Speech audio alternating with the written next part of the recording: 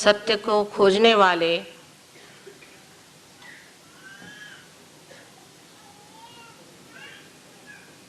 सर्व आत्माओं को हमारा प्रणिपात। आज मैं सोच रही थी कि कौन सी भाषा में आपसे वार्तालाप किया जाए, तो यही सोचा कि मराठी में पहले बहुत बार पूना में भाषण हुआ था, आज हिंदी में ही भाषण दिया जाए, क्योंकि हिंदी हमारी राष्ट्रभाषा है और मेरी भी मातृभाषा मराठी है, किंतु हिंदी भाषा सीखना मैं सोचती हूँ परम आवश्यक है। और इसलिए आप लोग मराठी प्रेमी लोग मुझे उदार अंतःकरण से क्षमा करेंगे, और हिंदी बोलने वाले लोग जो साहित्यिक हैं वे भी मुझे क्षमा करें अगर कोई त्रुटियां हो जाए तो। किंतु सबसे पहले जान लेना चाहिए कि भाषा तो हृदय की होनी चाहिए। जहाँ भाषा हृदय की न होते हुए सिर्फ शब्दजाल होती है, तब हर तरह के जंजाल खड़े हो जाते हैं। इसलिए कोई सी भी भाषा जो हृदय से निकलती है वही मार्मिक होती है, उसी का असर भी होता है। हम लोग सत्य को खोज रहे हैं अनेक वर्षों से, आज ही की ये बात नहीं है। अनेक वर्ष से हम सत्य को खोज रहे हैं और उसकी खोज होते होते काफ़ी लोग भटक भी गए हैं। उसका कारण हमें समझ लेना चाहिए, क्योंकि आज की जो स्थिति है, आज का जो माहौल है, वातावरण है, उस वातावरण में ये समझ में नहीं आता है कि सब लोग परमात्मा की बात करते हैं, धर्म की बात करते हैं, और उस पर इतना झगड़ा, इतनी आफत और इतना तमाशा क्यों खड़ा करते हैं। यह प्रश्न ज़रूर हमारे जो तरुण पीढ़ी के लोग हैं उनके सामने आता है, और वो लोग ये पूछते हैं बार बार कि माँ इसका क्या मतलब है। अगर ये परमात्मा सच्चाई है, परमात्मा अगर प्रेम है और परमात्मा अगर कृपा, तो ये सब तो लगते नहीं कि इन पे कोई परमात्मा की कृपा है या इन पे कोई परमात्मा का असर भी है। तो ऐसे परमात्मा से अच्छा है कि भूल ही जाए उसको जिसने कितनी आफत मचा रखी है। इस प्रकार आज आप देख रहे हैं कि एक बड़ा द्वंद्व हमारे तरुण लोगों में, हमारे जवान लोगों में खड़ा हो रहा है कि जो परमात्मा की बात है इसे किस तरह से माना जाए। चाहे आप माने या न माने, परमात्मा है। ये मानने न मानने की बात नहीं, जो अस्तित्व है वो रहेगा, चाहे आप माने या न माने। लेकिन ऐसी क्या बात हो गई कि जिसकी वजह से मनुष्य ऐसे गलत रास्तों पे चला जाता है जहाँ परमात्मा खोजने से भी नहीं मिलता। ये समझने की अगर हम कोशिश करें तो कहाँ हमारी गलती हो गई ये हमारे दिखाई देगी। अब सहज योग जो है, सहज, सह माने आपके साथ, जो माने जन्मा हुआ, जो आपके साथ जन्मा हुआ योग का कार्यक्रम है, जो आपके लिए योग की युक्ति है। इतना ही नहीं, एक आपके लिए आश्वासन है, वो सिद्ध करने का आज समय आ गया है। सहज योग ये कोई आज का काम नहीं, हजारों वर्ष पहले भी इंद्र को आत्म साक्षात्कार दिया गया था, आत्मज्ञान दिया गया था, तब भी सहज योग था। और उसके बाद आपने देखा है मार्कंडेय स्वामी ने, जो कि 14,000 वर्ष पूर्व इस संसार में आए थे, उन्होंने भी सहज की महत्व बताई है। लेकिन ये बात बहुत खोल करके कही नहीं गई। उसके बाद बहुत सालों बाद हम कह सकते हैं कि इसको खोल कर पहले ही आदि शंकराचार्य ने सर्व समाज के सामने रखा। तो भी ये नहीं कहा गया कि ये चीज़ होती कैसी, पूरी तरह से बात नहीं कही गई, क्योंकि वो समान ही था। कृष्ण ने भी कहा कि आपको आत्मा को जान लेना चाहिए, जिसने आत्मा को जाना वही समझ सकता है। क्राइस्ट ने भी यही कहा कि आपका पुनर्जन्म होना चाहिए। बुद्ध ने कहा, महावीर ने कहा, सब ने ये कहा कि आपका पुनर्जन्म होना चाहिए। लेकिन इस बात को खोल करके आदि शंकराचार्य ने बताया कि इसके सिवाय कोई और इलाज आपका नहीं है। जब तक आपके अंदर से चैतन्य की सौंदर्य लहरियां नहीं बहेंगी, तब तक सलीलम सलीलम उन्होंने कहा, तब तक ये शब्द जाल छूट नहीं सकते। लेकिन सबसे ज़्यादा मैं कहूँ कि नानक साहब और कबीरदास जी, इन लोगों ने तो पूरी तरह से कोशिश करके, और जो सत्य उसे सामने रखा कि कुंडलिनी के जागरण के सिवा कोई भी कार्य सिद्ध नहीं हो सकता। लेकिन उनका बोलने का ढंग इतना ज़बरदस्त और इतना जोर का था कि लोग उसे समझ नहीं पाए। और यही बात मैंने महसूस की कि इस दुनिया में जब तक लोगों को आप आत्मज्ञान नहीं देंगे, उसकी बातचीत करना बड़ा बेकार सा हो जाएगा।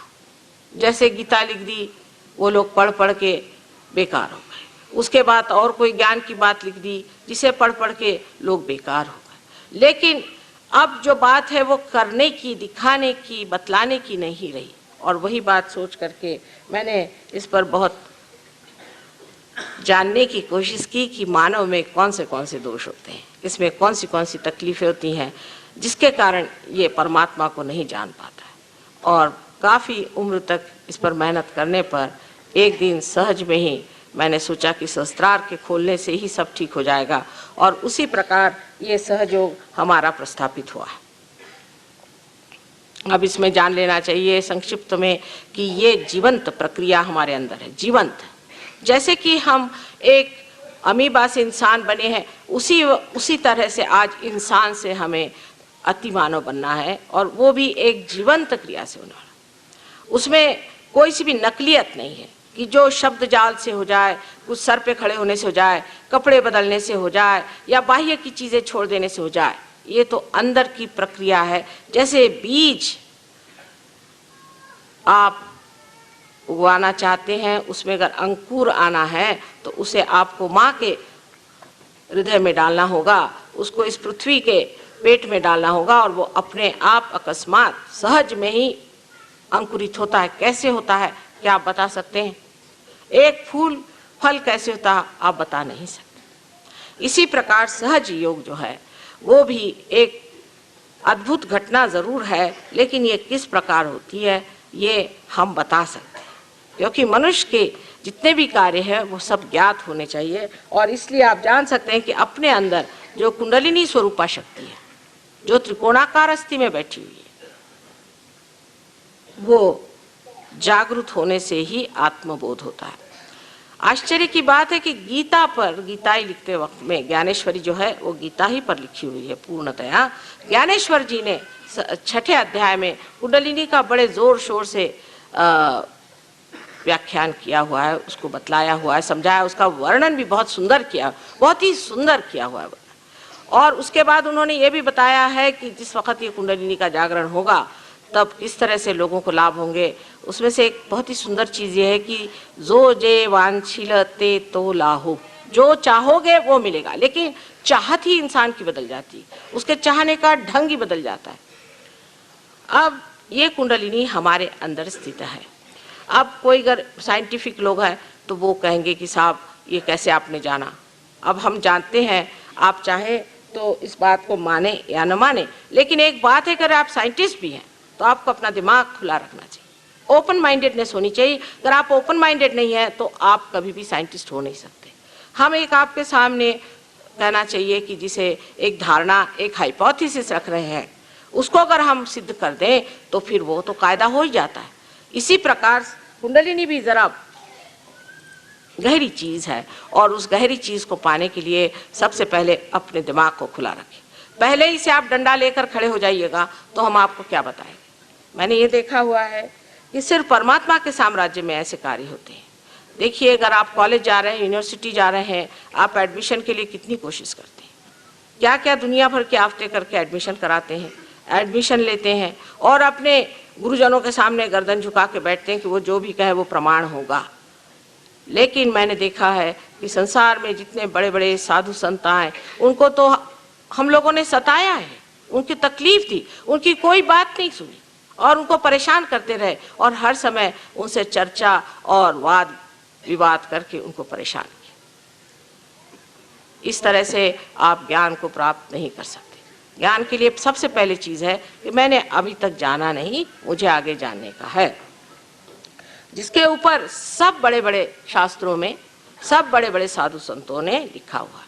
रामदास स्वामी को आप उठाइए तो उन्होंने साफ लिख दिया कि पढ़ पढ़ करके कुछ नहीं होने वाला। हमारे कबीरदास जी ने तो साफ लिख दिया कि पढ़ी पढ़ी मुँह रख पंडित मुँह रख भय, साफ साफ लिख दिया उन्होंने।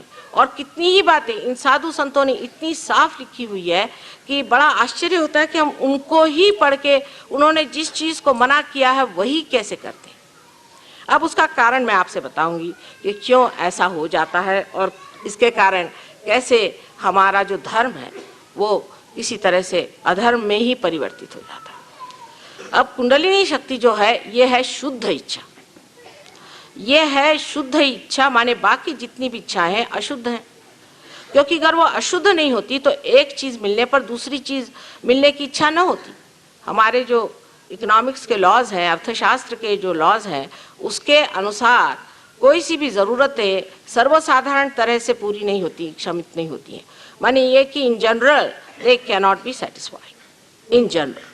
इसका मतलब यह है कि आपको एक चीज़ मिल जाएगी इन पर्टिकुलर, लेकिन अगर वो चीज़ मिलने के बाद आप चाहेंगे कि दूसरी चीज़ मिले, फिर तीसरी चीज़ मिले। इसकी वजह यह है कि आपके अंदर शुद्ध इच्छा नहीं है। जिस इच्छा की आप बहुत कोशिश करते हैं कि पूरी हो जाए, वो इच्छा शुद्ध नहीं है, वो अशुद्ध इच्छा। तो शुद्ध इच्छा की जो शक्ति है वो ये कुंडलिनी है, जिसने सारा अपना ये पिंड बनाया और उसके बाद वैसी की वैसी बैठी हुई, क्योंकि वो अभी तक जागृति नहीं हुई हमारे अंदर, उसका अभी पूरी तरह से प्रादुर्भाव नहीं हुआ, उसका मैनिफेस्टेशन नहीं हुआ कि वो अपना असर दिखा। यही शुद्ध इच्छा हमारे त्रिकोणाकार अस्थि में बैठी हुई, जिसे हम लोग कुंडलिनी इसलिए कहते हैं क्योंकि ये 3.5 कुंडलों में बैठी है। अब वो 3.5 में क्यों बैठी, उसका क्या गणित है वगैरह, उसके लिए आज अपने पास इतना समय नहीं है, लेकिन आप अगर मेरे कभी लेक्चर सुने तो उसमें विशद रूप से मैंने सब समझाया हुआ है। अब ये कुंडलिनी शक्ति है शुद्ध इच्छा।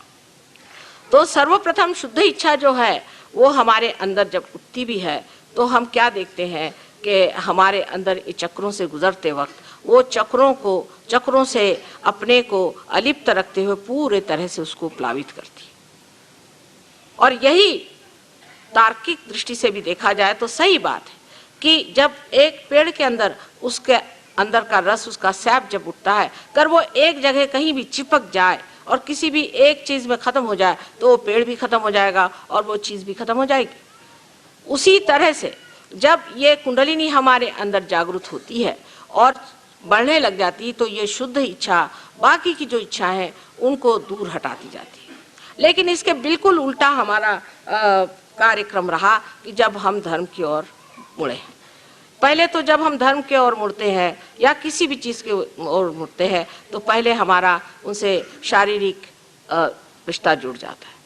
हम लोग ये देखते हैं कि इससे शारीरिक या जड़ चीज़ें क्या मिल सकती, ये देखते हैं कि जैसे ही धर्म में लोग आ जाते हैं तो पहले देखते हैं कि भाई अपने कितने इससे फ़ायदे हो सकते हैं, इसमें क्या क्या हम कर सकते हैं। यहाँ तक कि लोग सोचते हैं कि इससे अच्छा हो कि हम कुछ लोगों का पैसा ही मार लें, रुपया मार लें, ये कर लें, वो कर लें, और फिर धीरे धीरे उसकी ऐसी चीज़ें बनती जाती हैं जो बिल्कुल घृणित और नर्क चीज़ जैसी हो। शरीर के ओर चित्त जाता है। मनुष्य का जब शरीर के ओर चित्त जाता है तो वो शुद्ध इच्छा में नहीं है। सीधा हिसाब है कि शरीर में फिर शरीर के कपड़े बदलिए, नाम बदलिए, दुनिया भर की चीज़ें करिए, इससे धर्म नहीं स्थापित हो सकता। इसलिए मनुष्य बहकता चला गया। फिर मनुष्य की जो दूसरी पकड़ आती है जो कि बड़ी ज़बरदस्त है, वो है मानसिक, माने बुद्धि पर। इस पे बड़े बड़े वितंडवादी हो गए। आप जानते हैं कि एक बड़े भारी ऐसे ही बुद्धिवादी ने कितना आदि शंकराचार्य को सताया था। हमेशा ये बुद्धिवादी लोग अपनी चिपक को नहीं समझते। इनको चिपक होती है जो इन्होंने पढ़ लिया। अगर किसी आदमी ने गीता पढ़ ली तो वो सोचता है कि मैं तो व्यास मुनि हो गया, कम से कम उनसे ज़्यादा नहीं हुआ तो कम से कम व्यास मुनि तो हो ही गया हूँ। किसी ने अगर बाइबल पढ़ लिया तो सोचता है कि ईसा मसीह मुझसे ज़्यादा वो जानता है।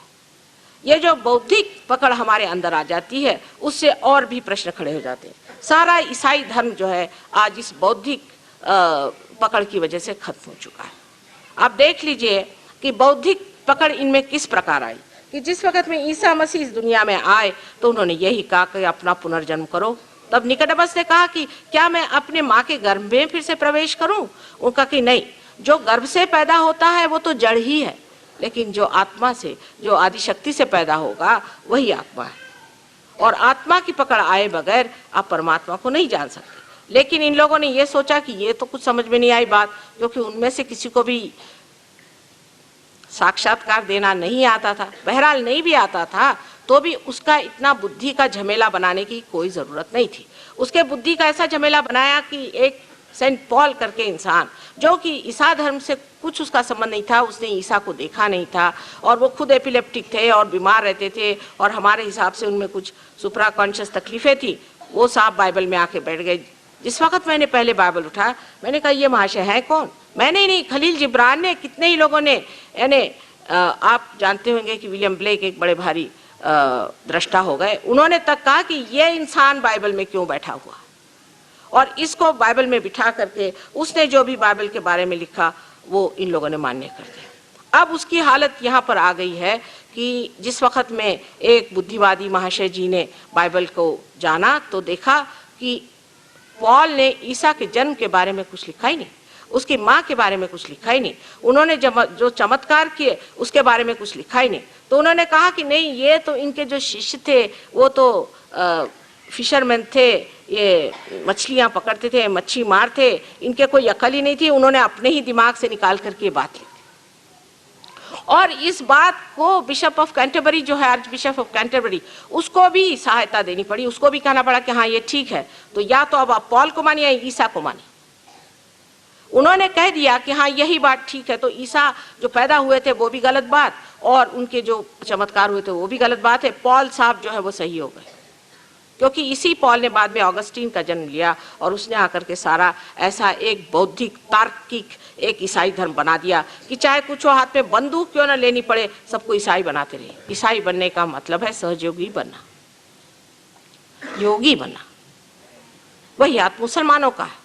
मोहम्मद साहब ने जो बातें लिखी थी उसको इतना उल्टा घुमा फिरा करके एक मुसलमान धर्म बना लिया। वही हाल हिंदुओं का है।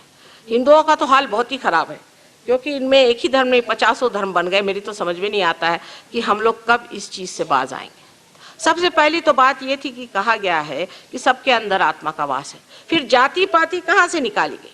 जाति पाति का कोई अर्थ ही नहीं है, क्योंकि जाति पाति आपके कर्म के अनुसार बनाई गई थी और जब से ये जन्म के अनुसार बनाई गई तब से ये गड़बड़ शुरू हो गई। हो ही नहीं सकता है कि ये जन्म के अनुसार होगी, क्योंकि जिन्होंने व्यास ने गीता लिखी, व्यास कौन थे? सब जानते हैं कि एक ढिमरनी के लड़के थे और वो भी शादीशुदा नहीं। क्या वो ब्राह्मण हो सकते हैं? वाल्मीकि, जिन्होंने वाल्मीकि रामायण लिखा, ये कौन थे? आपके शास्त्र लिखने वाले बड़े बड़े लोग, ये कौन थे? ब्राह्मण वो ही होते हैं जिन्होंने ब्रह्म को जाना। जिन्होंने ब्रह्म को नहीं जाना उसे ब्राह्मण नहीं कहा जाता। लेकिन जन्म से हम ब्राह्मण हो गए, चाहे जो भी धंधा करें, जन्म से हो गए सो हो गया। और अब हमारे इलेक्शंस तक जाति पाति पर होते हैं। सो भगवान बचाए रखे इस देश को, इसका क्या हाल होने वाला है। क्योंकि आप जिस जाति में पैदा हुए, जाति माने सहज, जो आपके अंदर सहज है, एक का भाव है, जो परमात्मा को खोजता है वो ब्राह्मण, और जो व्यापार में आनंद को खोजता है वो वैश्य है। इसी प्रकार सब जातियां बनी और उन जातियों का इतना महात्म्य बनाया गया कि हमारे यहाँ गोरा कुंभार हो गया। इस महाराष्ट्र में तो इतनी सजग इसकी पूरी प्रतिमा बनाई हुई है, गोरा कुंभार बन गए। तुकाराम ने कहा कि अच्छा होता मैं महार हो जाता। बार बार जातिवाद पे सारे संतों ने आघात किया। इतना ही नहीं, ज्ञानेश्वर जी को सताया किसने? जो ये सब बुद्धिवादी थे, जो अपने को समझते थे कि ये बड़े भगवान के और सब चीज़ के ठेकेदार और धर्म के ठेकेदार हैं, उनको छल के उनको मारा। आज उन्हीं की ज्ञानेश्वरी लिख रहे हैं, उन्हीं की पूजा कर रहे हैं, ज्ञानेश्वर जी का मंदिर बना रहे हैं। इसकी वजह ये है कि बौद्धिक पकड़ ज़्यादा ज़रूरत थी, आत्मा की नहीं थी। आत्मा की पकड़ होना चाहिए। सारे संतों ने कहा कि अपने आत्मा को पहचान। नामदेव साहब जो इतने बड़े भारी यहाँ के कवि हो गए हैं, इतने पहुँचे हुए पुरुष थे, उन्हें एक बहुत सुंदर सा काव्य लिखा है जो कि गुरु ग्रंथ साहब में भी नानक साहब ने बहुत माना और उसे लिखा हुआ है, जिसका कि मैं आपको हिंदी में वर्णन बताऊं कि वो कहते हैं कि जो आदमी परमात्मा से एकाकार हो जाता है, उसकी ऐसी दशा हो जाती है कि जब उसका चित्त, जैसे एक छोटा बच्चा पतंग उड़ा रहा है, पतंग आकाश में भरारी मार के, भरारी मराठी शब्द ही लिया है उन्होंने, भरारी मार करके घूम रही है और ये बच्चा जो है औरों से बात कर रहा है, खेल रहा है, आगे पीछे दौड़ रहा है, लेकिन उस वक्त उसका चित्त उस पतंग पर। दूसरी बात उन्होंने ये कही कि जिस वक्त औरतें पानी भर के आ रही हैं और जल्दी जल्दी चल रही हैं, आपस में बोल रही हैं और उनकी घघरी सर पे रखी हुई है और आपस में हंसी मजाक सब हो रहा है, लेकिन चित्त उनका उस घाघर पे, सर पे। इसे समझने की बात यह है कि जो लोग धर्म की बात करते हैं सबसे पहले उनको चाहिए कि वो आत्मा का साक्षात्कार पाएं, नहीं तो उनको कोई अधिकार नहीं कि वो आत्मा का साक्षात्कार पाएं, और कोई अधिकार नहीं कि वो कहें कि हम आत्म साक्षात्कारी हैं। वो अपने को कहें भले कि हम बहुत ऊंचे हैं और अपना सेल्फ सर्टिफिकेट दे, लेकिन उसकी पहचान ये है कि वो जो आदमी आत्म साक्षात्कारी होता है वो उसके अंदर सामूहिक चेतना आनी चाहिए, उसके अंदर कलेक्टिव कॉन्शियसनेस आनी चाहिए। अगर उसके अंदर वो सामूहिक चेतना नहीं आई तो वो कितना भी अपने को सेल्फ सर्टिफिकेट करे तो भी तो आत्म साक्षात्कारी नहीं है। और ये बड़ी ज़रूरी चीज़ है कि धर्म को पालने वाले, धर्म को संभालने वाले आत्म साक्षात्कारी होना चाहिए। धर्म पे चर्चा करना भी उन्हीं का अधिकार है जिन्होंने अभी तक उस प्रकाश को पाया नहीं, आत्मा के प्रकाश को पाया ही नहीं। वो क्या उसकी बात करेंगे जो अंधेरे में खड़े हुए, अंधेरे की ही चर्चा होगी। या एक अंधा आदमी क्या बताएगा कि कौन से रंग है और कौन सी कला यहाँ पड़ी हुई है। इसलिए पहले अपनी आँख खोलनी चाहिए, और वो आँख सिर्फ आत्मा के ही दृष्टि से जाना जाता है। गीता में भी कहा आत्मन्नेव आत्मने तुष्टः, आत्मा आत्मा से ही तुष्ट होता है। तीसरी पकड़ और भी उससे बेकार है, बहुत ही बेकार है, जिसमें कि मनुष्य अपने भावना से किसी को चिपक जाता है। अब भावना उनको है जिसे हम कभी कभी श्रद्धा समझते हैं, पर ये श्रद्धा नहीं, ये अंधभक्ति है। अंधभक्ति से लोग चलते हैं। अंधभक्ति माने ऐसी कि जिस वक्त में ईसा मसीह आए तो लोगों ने कहा कि हम तो भाई मोजेस को मानते हैं, क्योंकि मोजेस तो मर गए थे, अब हम मोजेसी के, हम तो ईसा मसीह को मानते नहीं। जैसे कि जू लोग थे, उन्होंने कहा कि हम ईसा मसीह को नहीं मानते, हम तो सिर्फ मोजेस को मानते। अब उस वक्त मोजेस तो वहाँ थे नहीं, और इसीलिए मोजेस ने कहा था कि हमको सफ़र करना चाहिए, तो हम तो सफ़र करेंगे। हालांकि ईसा मसीह के आने से हमारी सारी सफरिंग्स ही ख़त्म होने वाली थी, लेकिन उनका नहीं, हम तो सफ़र करेंगे। तो ठीक है, आपके लिए हिटलर आ गया, सफ़र करिए। यही एक उनका बेसिक डिफरेंस था कि हमें सफ़र करना चाहिए। अब सफ़र क्या, परमात्मा के लिए आपको क्या दुष्ट बातें सिखाई गई हैं कि आपको हाल, अपेष्टा और दुख और यातनाएं उठानी पड़ेंगी। अरे जिस परमेश्वर ने आपको ये मनुष्य का देह दिया है, उसने कोई आपको तकलीफ दे करके, परेशान करके किया है। आपने, आपके माँ ने भी जब आपको जन्म दिया तो सारा कष्ट तो अपने ही ऊपर उठाया है, कोई आपको तो कष्ट नहीं दिया था। फिर ऐसी बातें लाना कि आज हमारे महाराष्ट्र में तो खास ये है कि आज सोमवार है तो उपवास है, कल मंगलवार है तो उपवास है, कल बुधवार है तो उपवास है, और फलाना है तो उपवास है। यानी अपने देश में ऐसे ही लोग उपवास से बहुत है, काय को उपवास करते। लेकिन उपवास करने की इतनी बीमारी हमारे देश में, और वो भी उन दिनों में करेंगे जिस दिन कि हमारे किसी बड़े महान अवतारों का जन्म हुआ। जैसे हमारे यहाँ संकष्टी मानते हैं, जो गणेश जी का जन्म हुआ है उस दिन उपवास करेंगे। अरे अगर आपके घर बच्चा पैदा हुआ तो उस दिन क्या आप उपवास करेंगे, सूतक करेंगे या मिठाई बांटेंगे? सब उल्टी बात कर दी कि ये जो भावनावश होकर के अपने को दुख देने से परमात्मा मिलते हैं, आपको यातना देने से परमात्मा मिलते हैं, जैसे शिया लोग करते हैं। ये बड़ी गलत फहमी में लोग बैठे। उल्टे जो प्रसन्न चित्त हैं उन्हीं को परमात्मा मिल सकता है। जैसे अंग्रेजी में कहा था, count your blessings one by one. जो अपनी ब्लेसिंग्स को सोचता है परमात्मा ने कितना मुझे दिया है, उसी को परमात्मा मिलते हैं। जो अपने को हाल, अपेष्टा में और दुख में डालता है, आप ही बताइए, किसी माँ ने अगर अपने बच्चे को देखा कि वो अपने को भूखा मर रहा है तो इससे बढ़ के वो माँ के लिए और क्या दुख की बात होगी? वो कहेगी कि मेरा जन्म ही व्यर्थ है अगर मेरा बच्चा भूखा रहता है। इससे ज़्यादा दुखदाई और कोई चीज़ ही नहीं हो सकती। हाँ, अगर आपको उपवास करना है तो करिए, उसमें कोई हर्ज नहीं, आप अपनी तंदुरुस्ती के लिए करिए, लेकिन परमात्मा के लिए उपवास वगैरह करने की ज़रूरत नहीं। ये एक भावना का एक ये कि हम बड़े दुखी जीव। दूसरा भावना का ये कि हमारी बड़ी भगवान पे श्रद्धा है। जब राम आए तो उनके वक्त में उन्होंने कहा कि हम तो परशुराम को मानते हैं, जब कृष्ण आए तो हम राम को मानते हैं, और अब जब और कोई आएगा तो ये होगा कि हम कृष्ण को मानते हैं। कृष्ण आपके सामने आज खड़े हैं क्या?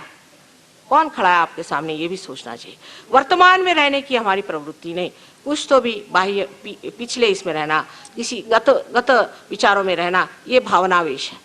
भावनावेश में लोग इस कदर पागल हो जाते हैं कि उसी में फिर हमारे यहाँ हम देखते हैं कि बुद्धिवादी भी और भावनावेशी भी दोनों ही, जिसे हम कह सकते हैं कि फेनेटिक्स हो जाते हैं। ये फेनेटिसिज्म सिर्फ एक भावना से चिपक जाता है और वो भावना इतनी जबरदस्त हो जाती है, अंध भावना है, अंध चीज है, जिसकी वजह से मनुष्य इतना एक चीज को चिपक जाता है, उसकी शुद्ध इच्छा जो हो उसी में नष्ट हो जाती है। जैसे नदी आते हुए किसी रेत में चली जाए और वहां लुप्त हो जाए, उसी प्रकार हमारे अंदर की जो शुद्ध इच्छा परमात्मा से एकाकार होने की है, इसी प्रकार इसमें लुप्त हो जाती है, उसमें लुप्त हो जाती है। इस तरह की अंधश्रद्धा से हमारे यहाँ बड़ा ही नुकसान हुआ, बहुत नुकसान हुआ। और सबसे बड़ा नुकसान तो ये हुआ है कि अब हम लोग अलग अलग होके बिखर गए। हमारे यहाँ में कोई भी तरह की जोड़ने की व्यवस्था नहीं, सारी ही बिखरने की, अलग हटने की व्यवस्था हो गई, विभक्त होने की। लेकिन जब हमारा इवोल्यूशन होता है, आप देखिए कि हमारा जब उत्थान होता है, जब हम ऊंचे और ऊंचे स्तर पे आते हैं, तब सम्यकता आनी चाहिए, सम्यक होना चाहिए, इंटीग्रेशन आना चाहिए। अगर अपने अंदर इंटीग्रेशन नहीं आया तो ये समझना चाहिए कि हम बिखरे जा रहे हैं। अगर हमारे इंटीग्रेशन आने के लिए कुछ करना हो तो वो करना चाहिए, और सब इंटीग्रेशन का एक ही सूत्र है, वो है अपना आत्मा। उसको प्राप्त होते ही कुंडलिनी जब आत्मा के प्रकाश में आ जाती है, तब सब चीजें हट करके उसी के प्रकाश में मनुष्य देखता है कि दूसरा भी कितना सुंदर है। और फिर वो ये भी देखने लग जाता है सामूहिक चेतना में कि जो दूसरा है वो है कौन, दूसरा है कौन। जब आप उसी विराट के अंग प्रत्यंग है तो दूसरा कौन, दूसरे पे उपकार कौन सा हो रहा है? सब अपने ही है, हमारा ही हाथ और हमारे ही पैर, हमारी ही आँख है। लेकिन हम लोग तो जो इंतजामात करे हैं कि एक हाथ से आँख को फोड़ दीजिए, एक हाथ से नाक को काट दीजिए, एक हाथ से कान काट दीजिए, और उसके बाद कहिए, एक कान को पकड़ के कहिए कि साहब हम धार्मिक हैं, वो कहे नाक को पकड़ के हम धार्मिक हैं। इसमें धर्म का लेश मात्र भी नहीं। जब कोई आदमी फेनेटिसिज्म में पड़ता है तो वो जान ले कि इसमें लेश मात्र भी नहीं है। जब तक आप में सम्यक ज्ञान नहीं आ सकता, वो सिर्फ आत्मा के प्रकाश से आता है। किसी ने भी, किसी भी संत साधु ने ये नहीं कहा कि आप आत्मा का प्रकाश न लें, वरना आज ऐसा अगर एक भी गलती से आदमी हो जाता तो लोग उसी के ढिंढोरा पीटते। लेकिन भगवान की ऐसी कृपा है कि कितना उन्होंने सहन किया, लेकिन हमेशा कहते रहे कि आत्मा को प्राप्त करो, आत्मा में सब। यही आत्मा की प्राप्ति करने के लिए हम लोग अनेक चीज़ें करते हैं। और सहयोग में हम देखते हैं कि अनेक तरह के लोग हर एक देश में आते हैं। यहाँ से जो कुछ चोर उचक्के गए थे, उन लोगों ने वहाँ सन्यासी रूप धारण करके और लोगों को बेवकूफ़ भी खूब बनाया, और उसको बेवकूफ़ बना करके उनसे यहाँ तक बताया कि अगर तुम गांजा पियोगे तो तुमको भगवान मिल जाएंगे। वो बेचारे गांजा भी पीने लगे। उनकी इतनी अंधश्रद्धा ज़्यादा है कि उनको जो भी बताइए वो करने लगते हैं। किसी ने कहा कि तुम नग्न हो जाओ, तुमको भगवान मिल जाएंगे, तो नग्न भी होगा। इस प्रकार हर जगह आप अगर देखें तो सिर्फ ये दिखाई देता है कि हर तरह की ज़बरदस्ती और अंधे आदमी को ज़बरदस्ती कुएं में ढकेलने का प्रयोग हो रहा है। और जब वो कुआं बन गया, उस कुएं में 25 आदमी जुट गए, तो उनके अंदर ज़रूरी है कि बड़ा ही प्रकोप हो सकता है, उसके कारण बहुत ही ज़्यादा द्वंद्व आ सकता है, उसके कारण झगड़ा हो सकता है, यही नहीं तो बड़ा वायलेंस भी हो सकता है। इस तरह सबको कुएं में ढकेल दीजिए और उस पर अपना आधिपत्य बना के बैठ गए कि हम इस जगह के मठाधीश हैं, हम इस जगह के पोप हैं, हम इस जगह के फलाने हैं, वो है। यानी यहाँ तक कि ज़ेन जैसी बड़ी भारी चीज़ जो कि विदितामा ने शुरू की थी, जो कि बहुत ही ऊंची चीज़ है और बड़े ऊंचे सतह पर वो बात करता था, लेकिन उसके जो मुख्य हैं उनको मैंने देखा कि उनकी कुंडलिनी तो नीचे में बैठी है, तो पार भी नहीं। मैंने कहा आप ज़ेन कैसे? ज़ेन का मतलब ही ज शब्द जो है उसका मतलब है ज्ञ, ज्ञ माने जिसने जाना। तो मैंने पूछा कि आप बैठे कहाँ हैं, ये कैसी बात है? पहले हमारे यहाँ तो 26 हो गए कश्यप, तब से कोई कश्यप नहीं हुआ, और मैं कहाँ से हो सकता हूँ? ये तो 12वीं शताब्दी में सब खत्म हो गया, 26 कुल हुए। तो मैंने कहा आप उस तख्त पे क्यों बैठे? तख्त पे तो आप बैठे हुए हैं और आपका अधिकार क्या है? उसी प्रकार वेद का हुआ। वेद में पहले ही श्लोक में कहा है कि जिसको विद हो जाए तब वेद का अधिकार है। जिसने विद नहीं, जिसको विद नहीं है, जिसने जाना नहीं है, उसको वेद क्या करेगा? अब विद होना माने क्या? विद माने अपनी अंदर जो चेतना है उसमें उसे जानना। यानी अंग्रेजी में कहा जाए तो एक अपनी सेंट्रल नर्वस सिस्टम में हमको अपनी आत्मा को जानना चाहिए। अगर हम अपने सेंट्रल नर्वस सिस्टम पे नहीं उसे जानते हैं तो ये हमें विद नहीं होगा। क्योंकि जो भी कुछ हमने अपने उत्क्रांति में और इवोल्यूशन में पाया है वो सब हम अपने सेंट्रल नर्वस सिस्टम में मानते हैं।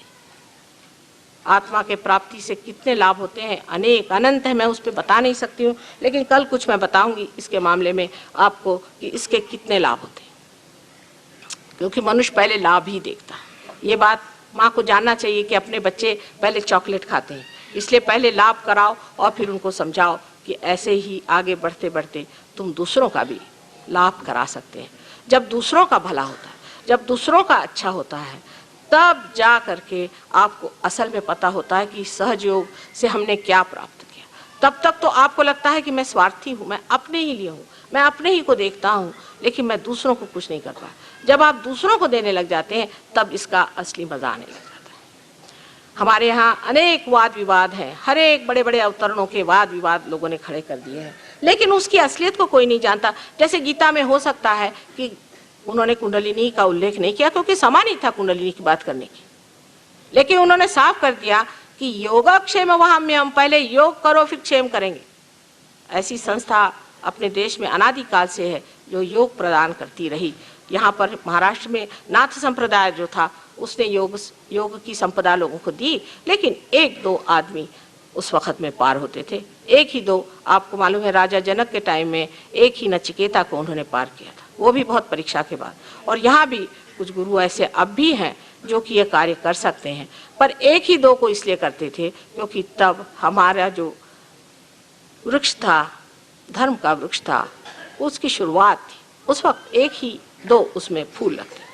लेकिन जहाँ जहाँ ऐसे महान लोग हुए उनका विपर्यास करके, उनको गलत धारणा में लेकर के हमने अपनी अपनी संस्थाएं बनाई, जिसमें या तो शारीरिक, मानसिक या बौद्धिक पकड़ थी, और धर्म था नहीं। क्योंकि धर्म जो है वो आदमी में बैलेंस देता है, उससे आदमी में बैलेंस आना चाहिए, उसके अंदर संतुलन आना चाहिए। अगर मनुष्य के अंदर संतुलन नहीं आया तो वो धार्मिक नहीं है, वो असंतुलन में गया चला गया तो वो बेकार। धर्म सिर्फ संतुलन के लिए दिया, क्योंकि अगर आपका उड़ान होना है, आपका अगर असेंट होना है, तो आपको सबसे पहले बैलेंस आना चाहिए। लेकिन धर्म में ही लोग जड़े रहेंगे ही नहीं, अगर उनमें पूरा बैलेंस आ जाएगा तो उनका उड़ान वो करेंगे ही। लेकिन हम अपना बैलेंस नहीं देखते, हमारे अंदर कोई भी बैलेंस नहीं आ पाता है, क्योंकि हम तार्किक धर्म में रहते हैं, या किसी अंधश्रद्धा में रहते हैं, या किसी शारीरिक पूजा में लगे रहते हैं, उससे धर्म अंदर नहीं आता। सबसे पहले ये है कि आप अपने को बैलेंस करें, अपने में देखें क्या बैलेंस है। और जब आप अपने को बैलेंस करना चाहते हैं, इस वक्त आप सोचते हैं कि हम संतुलन में रहें, किसी भी एक्सट्रीम पे नहीं जाएं, तो असहज में ही आपके अंदर सुबुद्धि, जिसे हम विजडम कहते हैं। और सबसे बड़ी बात हमारे लिए इस भारतवर्ष में तो ये है कि यहाँ की भूमि स्वयं एक योग भूमि है, बहुत पवित्र भूमि। आप यहाँ पैदा हुए, ये कितनी महान बात है, इसे आप जानते नहीं। एक बार मैं लंदन से आ रही थी, रास्ते में जैसे ही इस पवित्र भूमि को हमने पार किया, मैंने हमारे हस्बैंड से कहा कि साहब यहाँ पर देखिए हम हिंदुस्तान छू गए। कहा कैसे पता? मैंने कहा आप जाके पूछिए। तो पायलट ने कहा कि अभी 1 मिनट पहले हमने हिंदुस्तान का किनारा छुआ, क्योंकि चारों तरफ चैतन्य की लहरियाँ मुझे दिखाई दे रही थी, ये इसी भारतवर्ष में। और महाराष्ट्र की तो क्या बात कही जाए कि महाराष्ट्र के अंदर जब रामचंद्र जी आए थे तब भी वो पैर के जूते उतार करके इस पवित्र भूमि पर चले थे। इस पवित्र भूमि ने अनेक संत साधुओं को जन्म दिया, लेकिन उसका भी पाखंड बना करके हमने बहुत सारा बनाया हुआ। हर घर में उन्होंने कहा कि आपको गुरु होना चाहिए। गुरु होने का मतलब है कि कोई जेल से छूटा, उसने काशाय वस्त्र पहन लिया, हो गए वो गुरु। सतगुरु होना चाहिए। और कहा है जो साहिब मिले, जो आपको परमात्मा से मिला है वही सदगुरु है। पर हर आदमी गुरु बना बैठा रहता है, उसकी शक्ल में भी नहीं दिखाई देता कि गुरु है। ऐसी शक्ल की उसके एक एक आप झुर्रियाँ गिन लीजिए, उसकी शक्ल ऐसी कि जैसे मरा जा रहा है, मरगिल्ला, उसको खुद ही बीमारियां हो रही है। अगर ये नहीं है तो दूसरे तरह का कि जो फूल करके इस तरह से हो गया है, जो दूसरों से पैसा लूटता है और उनको गंदी बातें सिखाता है, अधर्म की बातें सिखाता है। ऐसे लोग अच्छा है कि बहुत आजकल अमेरिका चले गए हैं, वहीं वो पनपे उस संस्कृति में अच्छे से पनप सकते हैं।